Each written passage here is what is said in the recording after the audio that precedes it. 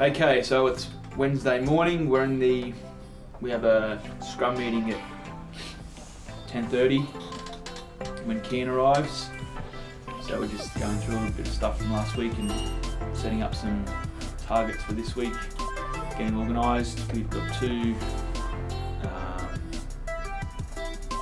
guests today, David Hobley, and who's going to come to talk to us about software development teams and how to be an effective software development team. And then Matt Kelly from next door, who I believe is talking to us about lean product development. So that'll be two interesting people to talk to for sure. I'm not sure if David wants to recap anything from last week. Yeah, on Friday apparently we had a security breach. Josh posted the website up in the code network and kind of encouraged people to try to break it. There was an exposed API key in there that it wasn't too serious. It was just like a Google one that we were using to get data from YouTube. So Friday night, I think at 9, I started working on that, pulled it all down, it's got it nice and safe again, finished by midnight. Like it's basically free testing almost, like it's a code network, so they're kind of local or friendly somewhat, like it's a safe way to test it with people that have the dark skills. Okay, so Christian, what are you up to? In this moment I have to build the little functionality inside a Lambda server, but I'm stuck with that. Do you guys know that? No way. Do you reckon like if you keep researching you'll figure it out? I keep researching to try to figure it out. Alright, so that's your sprint today, Christian, is it? Sort that out. Yeah, since the last week I'm working on it. Right. Session 1? Yeah, probably. I'll do that. And yeah, then I'll move on to like the deployment stuff and try to get a way we can just send it. We'd have like a same like sort of shell script that will just send it to AWS. If that's possible. What do you want us to do with? Do you want us to split that or something? Like I put up a bunch of work into Trello. So, you can basically just grab anything you want out of there and just move it to doing, so no one else is working on it at the same time. Okay. There's a bunch of small things like just getting links working on the website. Scrolls by. Yeah. I removed all like the YouTube functionality because of the API key, so we'll have to add that back in once we've got the API all sorted. Yeah, everything else is pretty simple, just adding some links to the Twitter, LinkedIn, adding our names, photos. And yeah, if anyone wants to help with like the scripting and like the deploying stuff from I can do the installation. Yeah. So yeah, that's about where I'm up to. Kim? I'll do the installation. Right. I'll just hang around and if there's anything you want me to do, I'll do that. If you want to like grab, what is it, like, if you go down the bottom of the to-do list, there's like add links like Twitter, LinkedIn, GitHub. Yep. Add our names, photos, bios, and add like the about us text. Okay, I'll do that, yeah. Yeah, you can grab any one of them, and then obviously me and Keen are sitting right here. Yeah, we can cool. point you anywhere. Righto. What's the deliverable today? Let's get the installation stuff done. Yeah. And the build stuff done. And then let's make the site look a little bit better. Yeah. Kristen, you just keep going with the API, try to figure that out. If you are stuck, maybe ask Josh, he might know a bit more about it. Just ask him through the Slack or something. So yeah, let's do that then. At 2 o'clock you can throw it up on a screen here. and get Kian and David and Barry to take a look at it with you. Perfect. See if you can brainstorm your way out of it, and then keep moving forward. So yeah, if you get stuck on one thing for an extended period of time, just throw it out there and get some perspective. So the way you get access to what's happening inside it is you have a look at the logs that it generates, and then the other thing you do is you have it do console.log, and that'll log it into the log file. So you can inspect what's happening inside it and see why it doesn't run. I'm working on I'm just looking at the code chip now, so... Okay, you guys are going backwards. This is working backwards. Pretty common mistake to make, right? I actually got fired from my first job as a software developer because of this. Confession time. Going backwards. How are we going backwards? Right?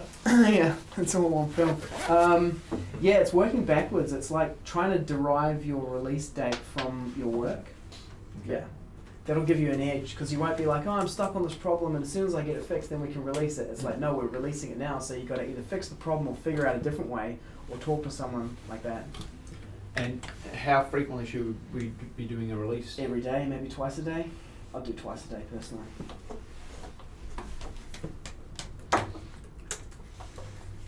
That's the thing about the Minecraft thing, for example. You know, it's every week, and the kids are there. There's 15 kids, and it's like real. It's like, right? It's not like, oh yeah, we've slipped. We'll be ready in another 2 weeks. It's like they're all there and they're waiting to see something happen. You know.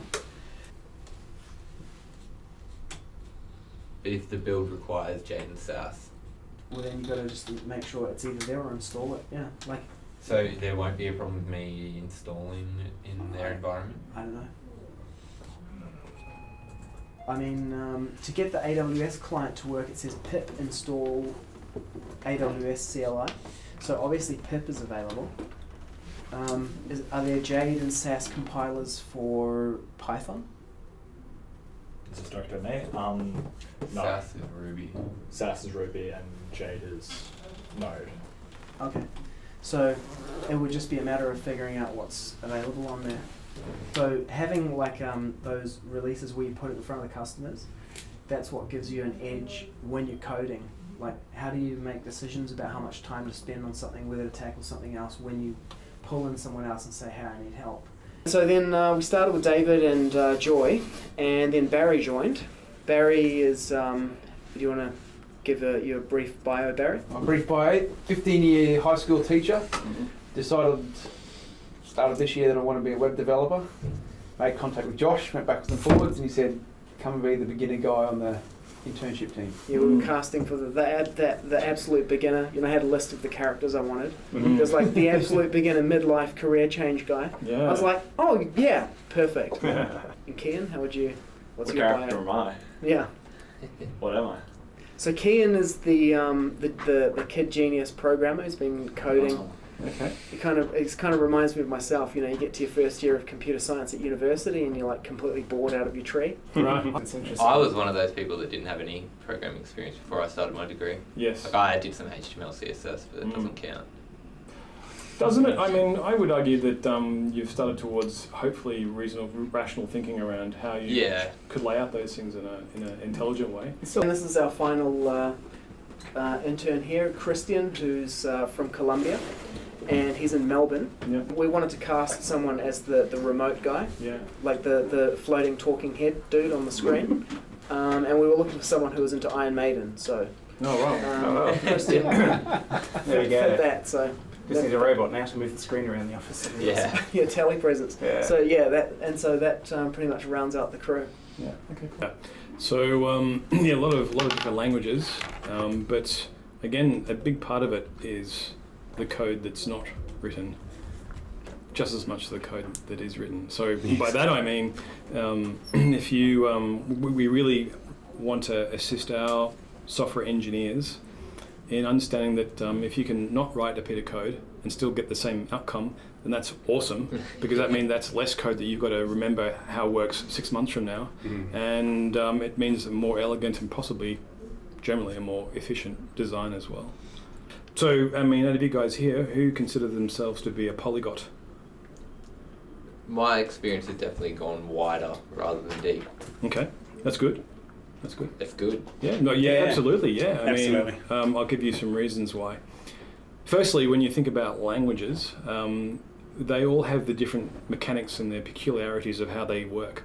But the lines of reasoning that one would use generally are the same. I mean, like if you were doing functional programming, it is a little bit different from procedural programming. That is very true. But generally, the reasoning that you're going to use, in fact, the more languages you can start to use, the more adept you are at abstracting yourself from the language and then thinking more about the concepts that you're applying. Yeah. So that's good. See the languages as tools, not as what Yeah, you're doing. yeah. I mean, as soon as I start hearing people talking about how this language is superior to any other language, I kind of start to switch off, because actually every single language has its pros and cons, but it really comes down to how you're thinking about it, how the individual uses them. So if someone just starting to learn code, such as me, at what point do you start branching out? Like how? So I'm trying to learn JavaScript now. I'm trying to understand how to write an array in JavaScript, for example. At what level would you recommend I get to in the first language before I start looking at other stuff? I think it's going to come down to your confidence level. So there'll be a point where you'll be working with a language, and let's say, for instance, you're working with JavaScript. So you're working with JavaScript, and then you decide, well, you know, I want to have I decide I want to put it into a CI tool online. So you give it to a AppVay or a similar program which can build it for you, like do the compilation.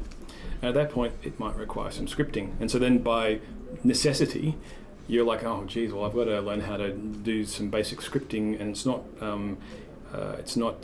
JavaScript. Maybe it's a specific language like Groovy, and you've got to use YAML or some kind of configuration component.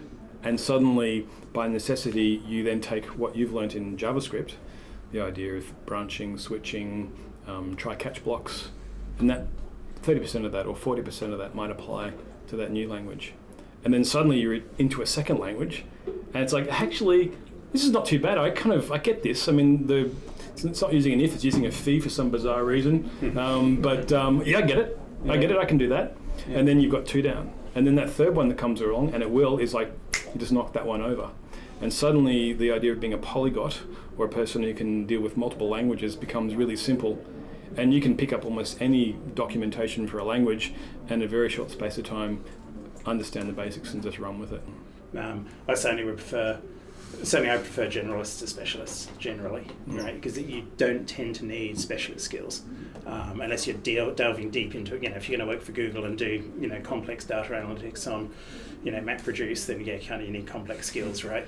For the vast majority of jobs you get out there, it's more about being able to apply your knowledge in a range of situations that are kind of similar. Yeah, totally agree. Mm-hmm. Yeah. Where Josh wanted me to talk to you guys was around, like, you're building stuff is now going live, which is exciting.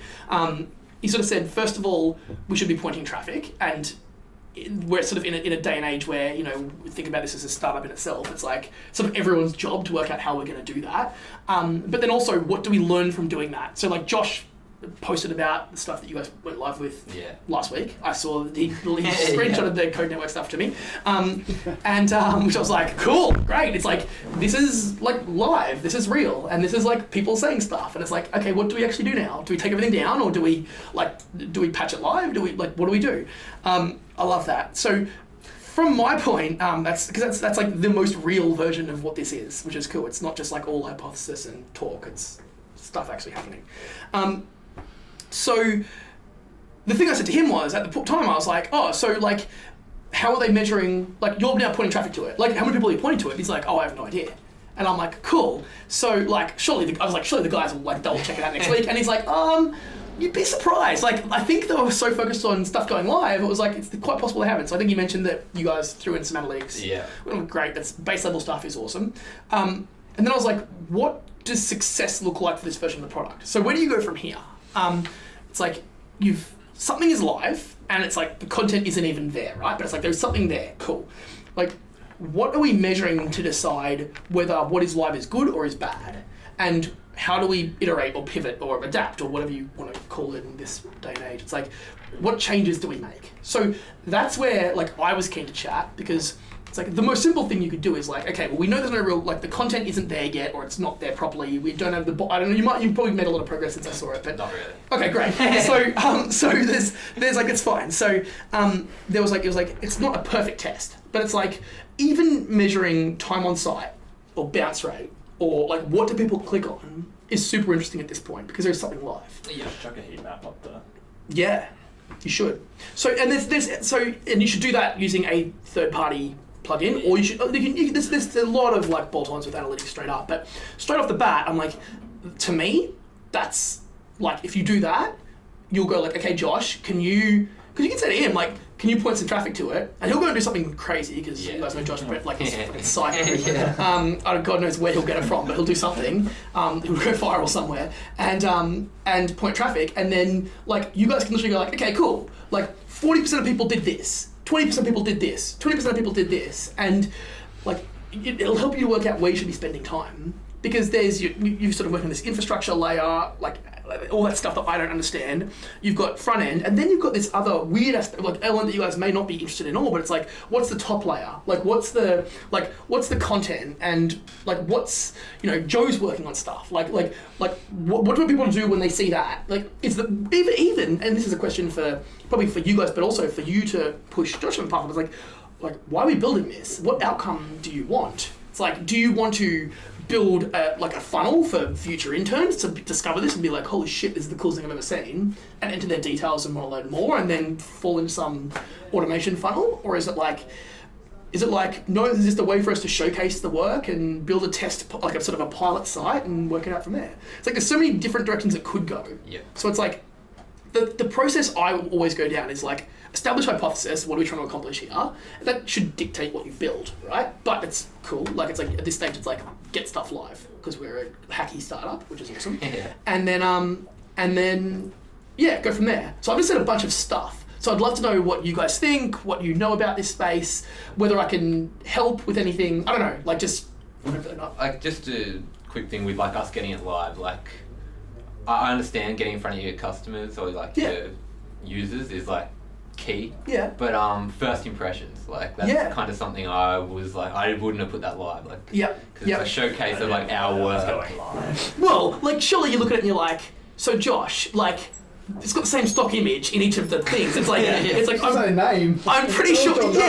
I'm pretty sure. I agree. But like, I'm on the same page as you on that. I always lean to like execution and go live. It's always like the angle I take, and I prefer. I'm always like do that. But I probably wouldn't have pushed traffic to that version of the site. But but that's cool. That's fine. Like like I certainly didn't judge based on that. Josh is just excited that if you get that live, that doesn't tell us anything about like.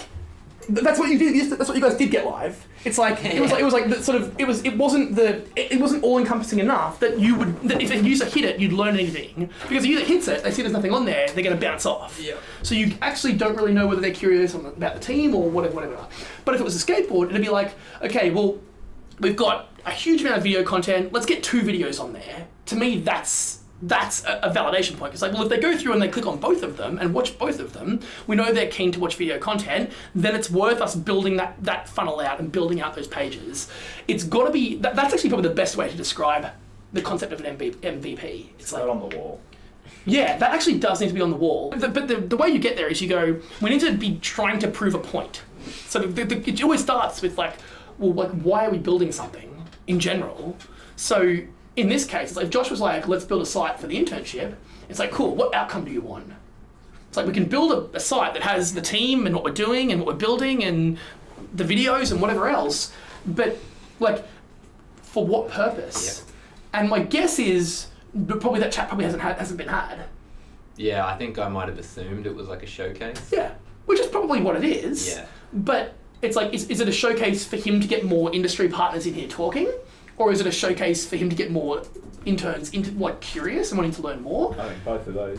Probably, yeah. But it's like even then, it's like taking it's also, to me, it's also like, don't try and bite off too much. So it's like that you might hit both of those segments with the same MVP, but in many cases it's like, well, like you could validate you could build a one-page landing page with a little bit of copy, 3 photos and 1 video, and a single page to see whether or not people are interested in doing it. So it's like, rather than going and building a lot. I don't know how much work's gone into the current site or anything. I've seen it on Josh's computer, so whatever. But the angle there is like, how much can we build just to prove that point? Now, Josh has come from an environment where they've built big stuff. Yeah. So inevitably, he's going to be excited about building big stuff and stuff that's never been built before. So I love the idea that he gets called out when he comes in as the product owner or whatever he is in the scenario, where it's like, cool, what point are we trying to prove? Because if you hit him with that, he has to go back to, well, I want this outcome, or I think this outcome is going to be valuable to us, or here are 5 outcomes. Let's at least order them in importance so that we know what we're building and why we're building it. To go back to your original question, I have no idea. It depends on what you're doing and why you're building it. The question being, like, how do you know what is minimum enough? Yeah. It's like, I don't know. It's as long as if traffic hit whatever it is that you've built, and an MVP could literally be a graphic on a phone that you put in front of someone and be like, where would you tap to get this outcome? It's like, that could be an MVP. Because if they go, oh, well, I would tap that because it's obvious, you're like, sweet, you validated my hypothesis that this layout was going to be useful. It's just a way of going, I don't know what the answer is. We collectively don't know, we're too close to it. We don't know what the answer is. The user will dictate the outcome. So, yeah, that's sort of the way that works.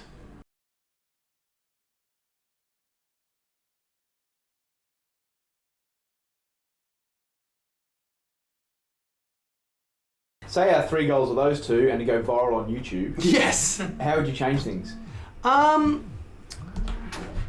I would think very specifically about, well, so I would start with like, okay, so where does that traffic come from? So if I know that I'm going to get, just as an example, use my Facebook campaign as an example for students. If I know I'm going to point traffic from there, it's like when they hit that, am I going to point traffic to the homepage, or am I going to point it to the join the internship page? That's got different information on it because that's already personalizing the experience. So there's a hypothesis there that could be established. It's like, well, we think that they're going to be more engaged if we send them to the get real industry experience page. And I would go, that needs content on it, and it needs some kind of opt-in, and it's point traffic and see what they do when they get there. That's what I would do for students.